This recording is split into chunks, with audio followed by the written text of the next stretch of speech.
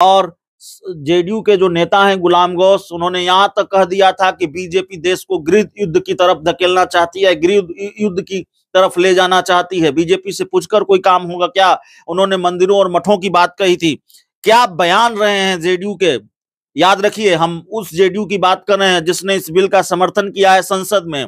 JDU Singh की बात आप कर रहे हैं जी। जेडीयू के वरिष्ठ नेताओं के क्या बयान रहे हैं? भारतीय जनता पार्टी के खिलाफ सीधे तौर पर मोर्चा खोल दिया गुलाम गौस ने। यहां तक कह दिया कि देश को गृह युद्ध की तरफ ले जाना चाहती है। यहां तक कह दिया कि भारतीय जनता पार्टी को क्या सिर्फ मुसलमान ही दिखते हैं। ये तमाम बातें गुलाम गौस ने कही हैं। तो देखिए, जेडीयू के अंदर भी बहुत कुछ चल रहा है ऋषि, और जेडीयू के जो मुस्लिम नेता हैं उनमें बहुत नाराजगी है पार्टी के इस फैसले को लेकर कि जेडीयू ने संसद में इस बिल का समर्थन किया है। गुलाम रसूल बलियावी क्या जेडीयू के वरिष्ठ नेता नहीं है? इस बात से कौन इनकार कर सकता है? गुलाम गौस क्या जेडीयू के वरिष्ठ नेता नहीं है? इस बात से कौन इनकार कर सकता है? और इस बात से भी कौन इनकार कर सकता है कि जेडीयू के कई दूसरे नेताओं के बयान भले न सामने आए हों, लेकिन इस बात की कोई गारंटी है क्या कि उनकी नाराजगी न हो? और इस बात की कोई गारंटी है क्या कि आने वाले दिनों में गुलाम गौस और गुलाम रसूल बलियावी के साथ जेडीयू के दूसरे मुस्लिम नेता न खड़े हों या उनकी नाराजगी न सामने आए? नमस्कार, आप 4 PM देख रहे हैं। मैं हूं आपके साथ ऋषि। देखिए, बिहार की राजनीति की बड़ी खबर आपको बताने जा रहे हैं। दरअसल जेडीयू और राजद जो है फिर से साथ आ गए हैं। क्या है मामला? पूरी मामला आपको हम विस्तार में बताएंगे। हमारे साथ सहयोगी अभिषेक मिश्रा जी हैं। फिर से जो खबरें आ रही हैं कि राजद और जेडीयू जो है फिर से साथ आ गए हैं, क्या है पूरा मामला? बिल्कुल ऋषि, बताएंगे कि जेडीयू और आरजेडी कैसे साथ आ गए हैं और क्या है पूरा मामला। देखिए, आरजेडी और जेडीयू जाहिर तौर पर ऋषि साथ आ गए हैं, और ये मामला जो वक्फ संशोधन बिल है उससे जुड़ा हुआ है।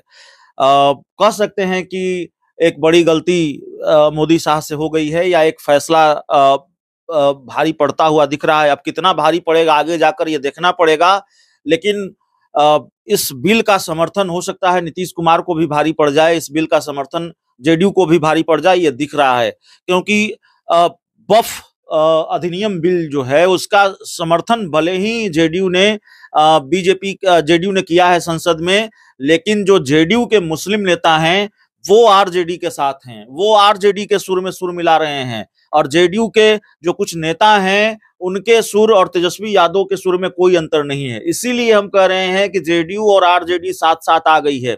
कम से कम जेडीयू के कुछ नेता और आरजेडी तो साथ साथ आ ही गए हैं वक्फ अधिनियम संशोधन बिल को लेकर।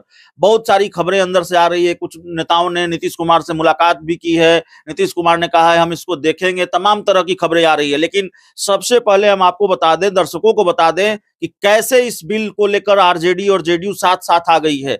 तेजस्वी यादव का रुख क्या है, कांग्रेस का रुख क्या है, सबको मालूम है। तेजस्वी यादव का बयान हम आपको बताते हैं।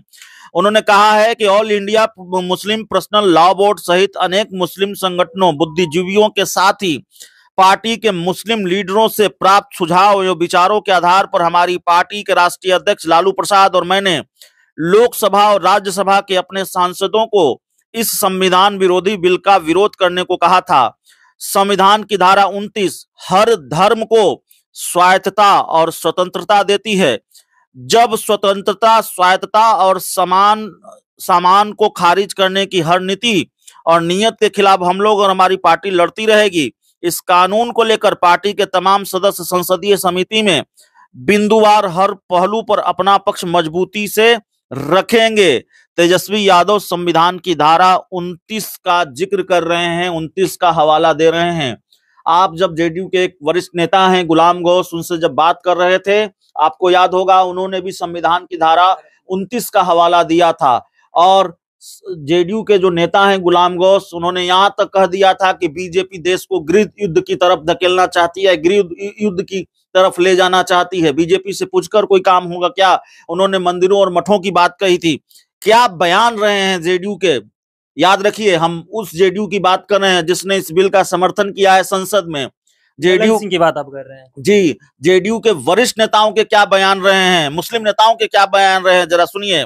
जेडीयू के नेता हैं गुलाम रसूल बलियावी, महत्वपूर्ण नेता हैं, और उन्होंने कहा कि वक्फ बोर्ड की तरह ही क्या धार्मिक मठों को लेकर भी केंद्र सरकार कोई बिल लाएगी, उसे मठ की जमीन पर भी कार्रवाई करनी चाहिए। वक्फ बोर्ड की संपत्तियां केंद्र और राज्य सरकार वापस कर दें।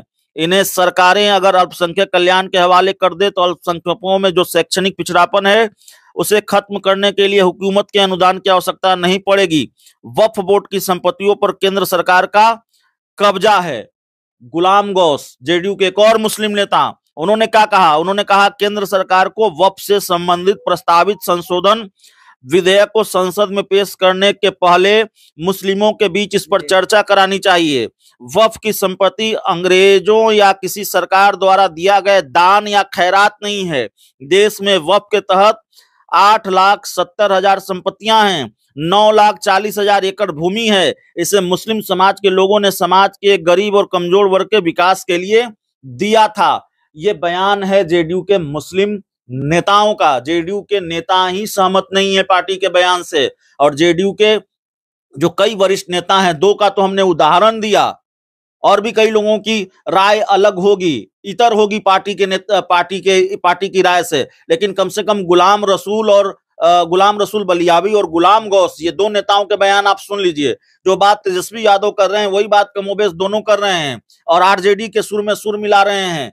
तो पार्टी की राय से उनकी राय इतर है, पार्टी के फैसले के साथ वो नहीं है। और गुलाम रसूल बलियावी ने जो कहा वो हमने आपको बताया, गुलाम गौस ने क्या कहा वो हमने दर्शकों को सुनवाया। इससे कहीं ज्यादा आगे बढ़कर उन्होंने कई बातें कही हैं। भारतीय जनता पार्टी के खिलाफ सीधे तौर पर मोर्चा खोल दिया गुलाम गौस ने। यहां तक कह दिया कि देश को गृह युद्ध की तरफ ले जाना चाहती है। यहां तक कह दिया कि भारतीय जनता पार्टी को क्या सिर्फ मुसलमान ही दिखते हैं। ये तमाम बातें गुलाम गौस ने कही हैं। तो देखिए जेडीयू के अंदर भी बहुत कुछ चल रहा है ऋषि, और जेडीयू के जो मुस्लिम नेता हैं उनमें बहुत नाराजगी है पार्टी के इस फैसले को लेकर कि जेडीयू ने संसद में इस बिल का समर्थन किया है।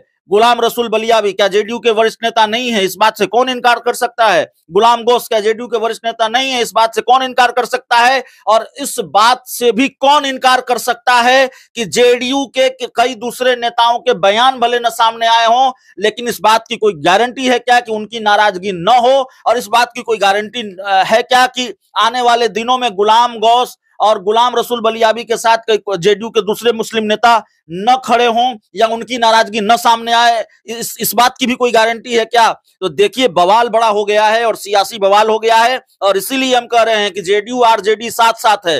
नीतीश कुमार भले साथ साथ नहीं है, आरजेडी के साथ नहीं है, लेकिन जेडीयू के मुस्लिम नेता आरजेडी के सुर में सुर मिला रहे हैं, तेजस्वी यादव के सुर में सुर मिला रहे हैं, और दोनों की राय एक है वक्फ संशोधन बिल को लेकर।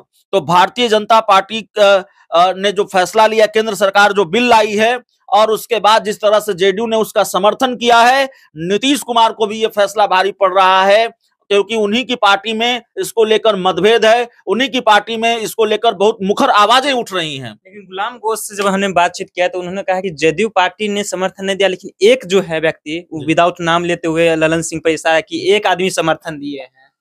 नहीं, आप इससे अंदाजा लगा लीजिए, ललन सिंह केंद्र सरकार में मंत्री हैं, जेडीयू के इतने बड़े नेता हैं, और आप जो बात कर रहे हैं वो बात सही है। अगर गुलाम गौस ये कह रहे हैं कि जेडीयू ने समर्थन नहीं दिया है, एक व्यक्ति ने समर्थन दिया है, ललन सिंह ने समर्थन दिया है, तो जेडीयू के अंदर किस तरह की स्थिति है, जेडीयू के अंदर किस तरह का बवाल है, और मुस्लिम नेताओं में किस तरह की नाराजगी है जेडीयू के फैसले को लेकर। इसी तरह का मामला हुआ था सीए एनआरसी को लेकर, और तब प्रशांत किशोर और पवन वर्मा ने आवाज उठाई थी। जेडीयू ने जब समर्थन किया था तो पवन वर्मा ने आवाज उठाई थी, प्रशांत किशोर ने आवाज उठाई थी। पवन वर्मा जेडीयू के वरिष्ठ नेता हुआ करते थे, प्रशांत किशोर जेडीयू के राष्ट्रीय उपाध्यक्ष हुआ करते थे, और दोनों को जेडीयू से चलता कर दिया गया। उन्होंने अपनी पार्टी का संविधान, अपनी पार्टी को याद दिलाया था कि पार्टी के संविधान में देखिए क्या है, और इस फैसले पर सवाल उठाया था कि जो बिल है सीएनआरसी को लेकर उसका समर्थन जेडीयू ने किया है। तो इस तरह की चीजें होती रही हैं जेडीयू के अंदर। देखिए बहुत बवाल है, और जेडीयू के जो नेता हैं, कई नेता, गुलाम गौस, गुलाम रसूल बलियावी, और शायद इस लिस्ट में कई और नेताओं के नाम हों, वो कम से कम आरजेडी के सुर में सुर मिला रहे हैं, और वो आरजेडी के साथ है इसको लेकर। जी। गुलाम गौस से भी बातचीत हुआ तो उन्होंने एक बात कहा कि देखिए इसमें जो नए बिल जो लाए जा रहे हैं, बिल में जो संशोधन हो रहे हैं, उसमें अल्पसंख्यक के अलावा जो 2 सदस्य की बात आ रही है, तो साफ तौर पे कह रहे हैं देखिए हमारे धर्म में दूसरे लोगों को क्यों ला रहे हैं ये लोग। नहीं, उन्होंने सवाल उठाया, और ये सवाल शायद उन्होंने यह भी सवाल उठाया कि जो अयोध्या में कमेटी बनी है तो उसमें क्या हम लोगों को, अल्पसंख्यकों को जगह दी गई उस कमेटी में। ये सवाल शायद जितना इंटरव्यू मैंने उनका सुना है, जितनी बातचीत मैंने सुनी है, वो उन्होंने कहा है। तो सवाल उठाया जा रहा है। और देखिए, जेडीयू के नेता अगर इतना बड़ा बयान दे रहे हो कि देश को गृह युद्ध की तरफ बीजेपी ले जाना चाहती है, या लोग सड़क पर आ जाते हैं, तमाम तरह की बात अगर वो कह रहे हैं, तो जाहिर है आप सोच लीजिए कितनी नाराजगी है। और ये जेडीयू के नेताओं की नाराजगी है। तो कहीं से भी आरजेडी में जितनी नाराजगी है, आरजेडी नेताओं के जो बयान हैं, जितने तल्ख बयान हैं, कांग्रेस के नेताओं के जितने तल्ख बयान हैं इसको लेकर, उससे कहीं भी कम तल्ख बयान नहीं है जेडीयू के नेताओं के, जो बयान गुलाम रसूल बलियावी और गुलाम गौस के सामने आए हैं। चलिए, तो जिस तरह से गुलाम गौस का जो बयान सामने आया था, हमने बयान भी सुनाया था किस तरह से वो अयोध्या की बात कर रहे थे, अयोध्या को लेकर के जो कमेटी वहां बनी है उसमें मुसलमानों की भागीदारी की बात ये कह रहे थे, कहाँ हम लोग को वहां पे जो है जगह नहीं दिया गया था। और जिस तरह से जो यहाँ पे वक्फ बोर्ड में जो लाया जा रहा है, संशोधन किया जा रहा है, जिसमें अल्पसंख्यक के अलावा भी 2 सदस्य होंगे, उसको लेकर के भी बड़ी नाराजगी है। तो हमने जिस तरह से बताया, क्या बड़ी भारी पड़ेगी जेडीयू और राजद जो है फिर से एक साथ आए हैं, क्या अमित शाह और नरेंद्र मोदी को टेंशन बढ़ा देगी ये